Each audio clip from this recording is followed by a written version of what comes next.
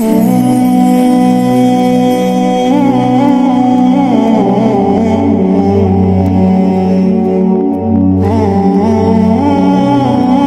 کا دعویٰ ہے کہ ان کے 12 امام اللہ نے بنائے اور اللہ نے بھیجے ہیں، جیسے اللہ نبی بناتے ہیں اور نبی بھیجتے ہیں۔ شیعہ کا یہ بھی دعویٰ ہے کہ جیسے اللہ نے ابراہیم علیہ السلام کو امام بنایا، اسی طرح علی علیہ السلام کو اور ان کے بچوں حسن و حسین علیہ السلام کو امام بنایا۔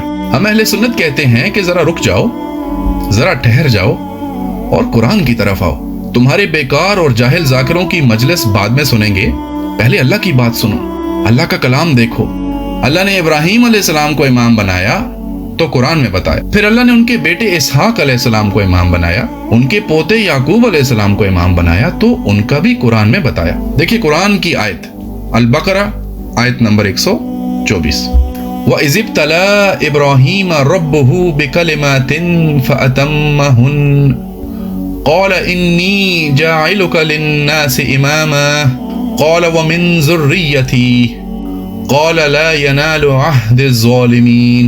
اور جب اللہ نے چند باتوں میں ابراہیم علیہ السلام کی آزمائش کی تو ان میں پورے اترے۔ اللہ نے کہا میں تم کو لوگوں کا امام بناؤں گا۔ ابراہیم علیہ السلام نے کہا کہ میری اولاد میں سے بھی، تو اللہ نے فرمایا کہ ہمارا اقرار ظالموں کے لیے نہیں ہوا کر۔ اب آگے دیکھیے، جب اللہ نے ابراہیم علیہ السلام کی ذریت میں جن کو امام بنایا ان کا کیسا بیان کیا۔ الانبیاء آیت نمبر 72 اور 73، وَوَهَبْنَا لَهُ إِسْحَاقَ وَيَعْقُوبَ نَافِلَةً وَكُلًّا جَعَلْنَا صَالِحِينَ۔ اور ہم نے ابراہیم علیہ السلام کو اسحاق عطا کیے اور مزید اس پر یعقوب بھی، اور سب کو نیک بخت کیا۔ وَجَعَلْنَاهُمْ أَئِمَّةً يَهْدُونَ بِأَمْرِنَا وَأَوْحَيْنَا إِلَيْهِمْ فِعْلَ الْخَيْرَاتِ وَإِقَامَ الصَّلَاةِ وَإِيتَاءَ الزَّكَاةِ وَكَانُوا لَنَا عَابِدِينَ۔ اور ان کو امام بنا کہ ہمارے حکم سے ہدایت کر، اور ان کو نیک کام کرنے اور نماز پڑھنے اور زکوٰۃ دینے کا حکم بھیجا، اور وہ ہماری عبادت کیا کر۔ دیکھیں اللہ نے ابراہیم علیہ السلام کو امام بنایا تو وہ قرآن میں ہے، ان کے بیٹے اسحاق اور ان کے پوتے یعقوب علیہ السلام کو امام بنایا، وہ بھی قرآن میں ہے۔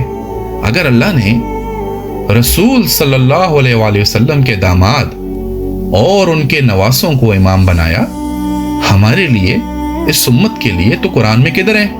ابراہیم علیہ السلام امام ہوئے، ان کے بیٹے اسحاق امام ہوئے، ان کے پوتے یعقوب امام ہوئے، وہ تو قرآن میں ہے، جبکہ وہ دیگر اقوام کے لیے امام ہوئے، پھر بھی قرآن میں ہے۔ مگر امت محمدیہ کے لیے اگر کوئی امام بنائے گئے تھے تو وہ قرآن میں کدھر ہیں؟ یعنی دیگر اقوام کے امام جب اللہ نے بنائے وہ تو قرآن میں ہے، مگر جو ہماری امت جس کے لیے یہ قرآن نازل ہوا اس کے امام قرآن میں کدھر ہیں؟ کیوں نہیں ہے؟ معلوم یہ ہوا یہ حقیقی امام نہیں، یہ کوکاف کے امام ہیں، یہ اللہ نے نہیں بنائے، یہ اللہ نے نہیں بھیجے، بلکہ یہ ذاکروں نے اپنی مجلسوں میں بنائے ہیں۔ آج جو امام ذاکروں نے بنائے وہ قرآن میں نہیں ہیں، جو اللہ نے بنائے وہ تو قرآن میں ہیں۔ اگر اللہ نے داماد رسول اور نواسان رسول علیہ السلام کو امام بنایا ان معنوں میں جیسے شیعہ مانتے ہیں تو قرآن میں ان کا اعلان ہوتا۔ اب اللہ نے بنائے نہیں اس لیے بتائے نہیں، بس شیعہ ذاکروں نے بنائے ہیں اس لیے کوکاف کی دنیا میں ملیں گے۔ آخر شیعہ کے ذاکر بھی تو اسی کوکاف کی سامرائی دنیا سے آئے ہوئے جادوگر ہیں، جو ہر مجلس میں جب دل کیا جو دل کیا جادو چلا دیتے ہیں، کوئی بھی حدیث گھڑ لیتے ہیں اور اس کو برسر منبر بیان کر دیتے ہیں۔